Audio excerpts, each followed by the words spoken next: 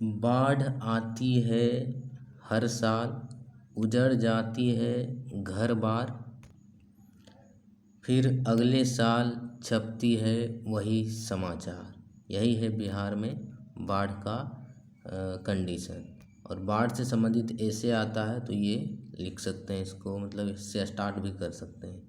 बाढ़ आती है हर साल, उजड़ जाती है घर बार, अगले साल फिर छपती वही समाचार। तो बाढ़ अभी चर्चा में है क्योंकि बिहार का एक गांव है जवैनिया गांव, जो कि भोजपुर जिला आराम के अंतर्गत आता है।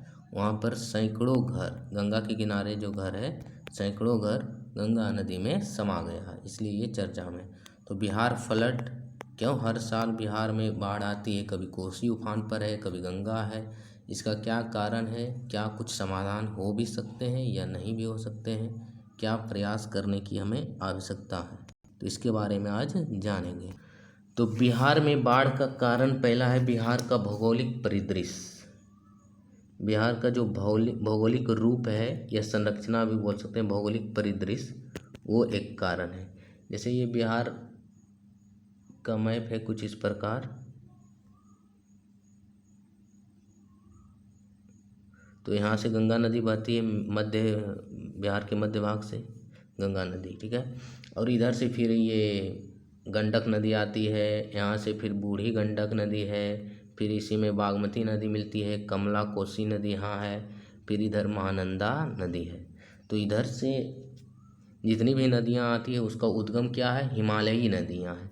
और हिमालयी नदियाँ की क्या विशेषता होती है, इसमें सालों भर पानी रहता है, और जब मानसून का टाइम आता है तो उसमें नदियों में एक्स्ट्रा पानी हो जाता है, पानी का ओवरलोड हो जाता है। और ये सब नदियाँ अधिकतर नेपाल को पार करके बिहार में इंटर करती है। तो बिहार की स्थिति कुछ इस प्रकार इधर भी है। ये सब है बारहमासी नदियाँ नहीं है, ये सब मानसूनी नदियाँ हैं जो वर्षा पर निर्भर है। यानी वर्षा नदी में इसमें वर्षा ऋतु में इसमें पानी आ जाता है और बाकी समय में ये सूखा रहती है, वहाँ पर रोड वोड भी बन जाता है नदियों में। तो ये है। तो बिहार की स्थिति क्या है भौगोलिक, तो बिहार का इधर वाला जो भाग है ये नीचा है, लोअर पार्ट है। मध्य ये थोड़ा मतलब खड़ा भाग है, और इधर मध्य जो बिहार ये लोअर पार्ट है, और यहाँ से फिर इधर भी खड़ा पार्ट है। तो इस प्रकार है बिहार। तो इधर खड़ा पार्ट है, इधर मध्य में थोड़ा ढाल है, गड्ढा टाइप का, और इधर भी खड़ा, इसलिए नदियाँ जो इधर से इधर बहती है, इधर से इधर बहती है। और साथ ही साथ दूसरा कारण है कि नेपाल जो है ऊंचाई पर स्थित है। बिहार से ऊंचा है नेपाल एलिवेशन में, और बिहार इसके नीचे में है। तो नेपाल से जितना भी नदियाँ आती है, नेपाल में यदि वर्षा होती है मानसून के कारण, वहाँ पर अधिक वर्षा हो जाती है, तो नेपाल में जो अधिक जो बांध वगैरह उससे पानी छोड़ दिया जाता है, और वो अल्टीमेटली बिहार में प्रवेश कर जाती है। और गंगा में भी नदी बढ़ जाती है, क्योंकि अधिकतर जो नदियाँ हैं गंगा की सहायक है, गंगा में ही मिलती है। तो नेपाल ऊंचाई पर स्थित होने के कारण नेपाल में जब फ्लड आता है, बाढ़ आता है या मानसूनी वर्षा अधिक हो जाती है, तो बिहार में बाढ़ आना तय है। तो एक कारण ये है।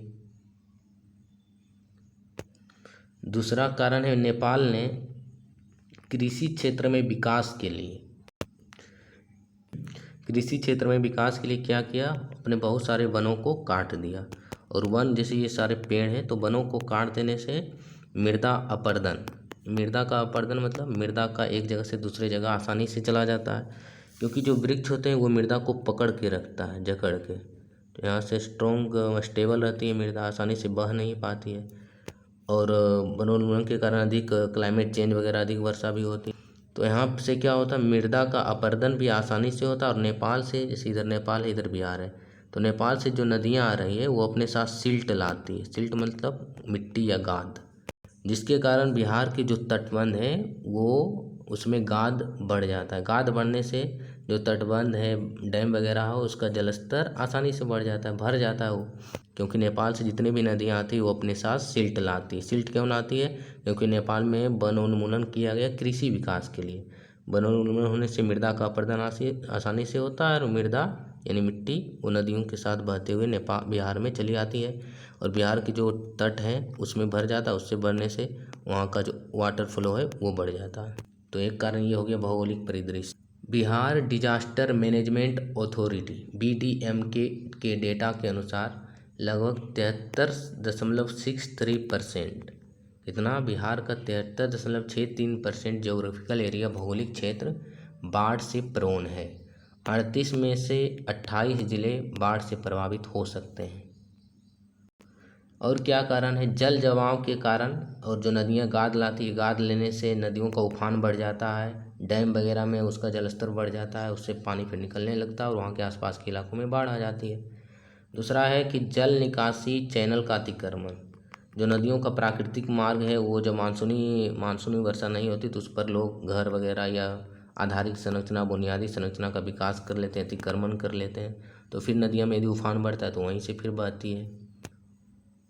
कोसी नदी को बिहार का शोक नदी कहा जाता है क्योंकि एक निश्चित मार्ग को ये फॉलो नहीं करती। जब कोसी नदी में पानी बहती तो इधर से उधर से, इधर से उधर से, कहीं से भी बहने लगती, इसलिए ये बिहार का शोक नदी कहलाती है।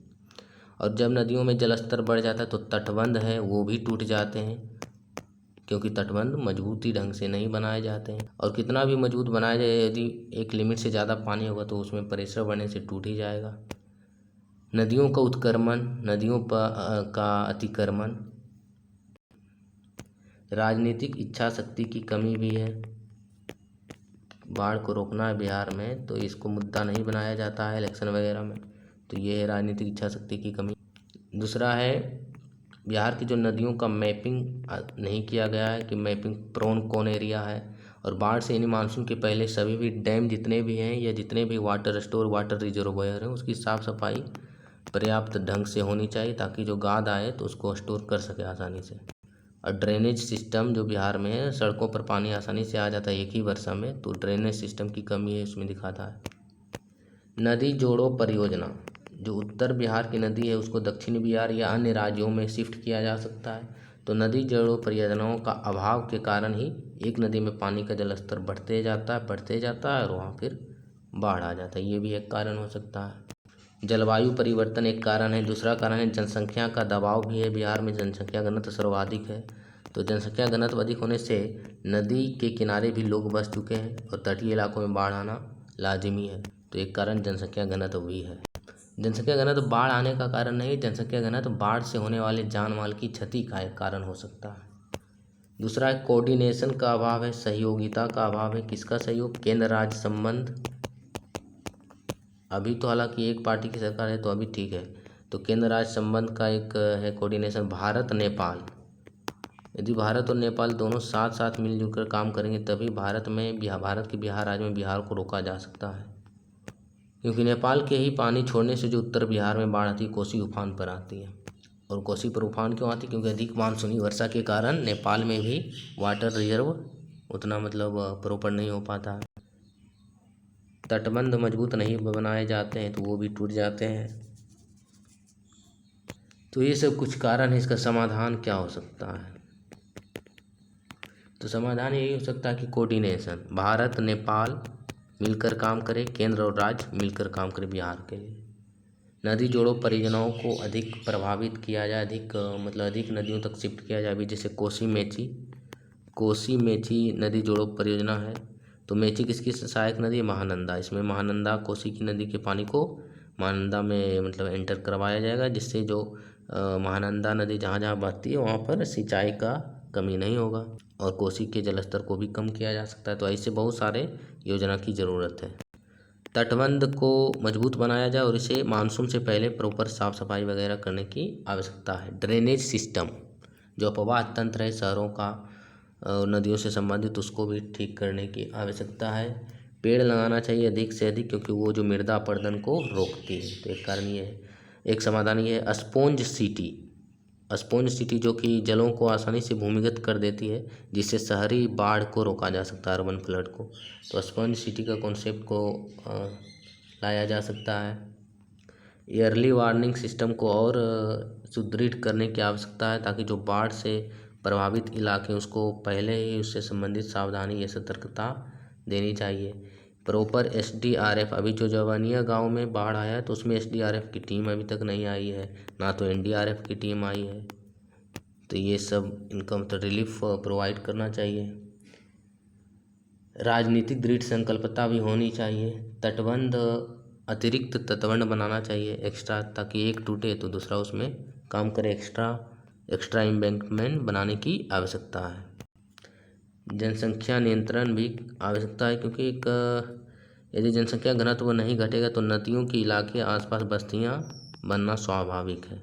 तो वहाँ फिर तटीय इलाकों में बाढ़ आना तो तय है, मानसूनी वर्षा में तो आती रहेगी। तो जनसंख्या घनत्व भी करने की आवश्यकता है कम। बाढ़ से जो सुवेद्य क्षेत्र है उसका मैपिंग प्रॉपर करना चाहिए। और जो गंगा वगैरह अन्य नदियां हैं जहाँ पर बाढ़ आने की संभावना है तो वहाँ पर बस्ती नहीं बनाना चाहिए। जो परमानेंट बस्तियां बनाई जाती है तो उसमें वो क्षति होता है बाढ़ के समय में। जैसे अभी वहाँ पर जवनिया गांव में गंगा के किनारे है वो, और वहाँ की जो मिट्टी भी होती है नदियों के इलाका उसके अंदर बालू रहता है, मजबूत मिट्टी नहीं होती है, इसलिए वो आसानी से गिर जाता है वहाँ का, मतलब कटाव के कारण घर वगैरह। और कहीं ना कहीं सरकारी तंत्र की ये विफलता को भी प्रदर्शित करती है, क्योंकि हर साल एक ही बाढ़ बाढ़ बाढ़। तो नेपाल भारत के साथ मिलकर काम करना चाहिए, तटबंधों को मजबूत बनाना चाहिए, नदी जोड़ों परियोजनाओं को और नदियों तक बढ़ाया जाना चाहिए, जनसंख्या घनत्व को घटाना चाहिए, अर्ली मैपिंग करना चाहिए। तो यही सब कुछ इसके समाधान हो सकते हैं कंट्रोल करने के। हानि क्या होता है बाढ़ से? तो बहुत सारा हानि, बहुआयामी मल्टी डायमेंशनल लॉस होता है। तो पहले तो जन माल की हानि होती है, जन धन की हानि, यानी कि लोगों की भी मृत्यु हो सकती है इसमें, जो उसका संपत्ति है वो भी खत्म हो जाता है, घर वगैरह उसमें गिर जाते हैं, पशुओं को क्षति होता है, रोड वगैरह जो आधारिक संरचना वो भी खत्म हो जाता है। तो ये है, आर्थिक लॉस होता है, मानव संसाधनों का लॉस होता है, फसल का लॉस होता है, लोगों का पलायन होना फिर तय हो जाता है, उनका सांस्कृतिक लॉस भी होता है। तो ये सब इसके लॉस हैं।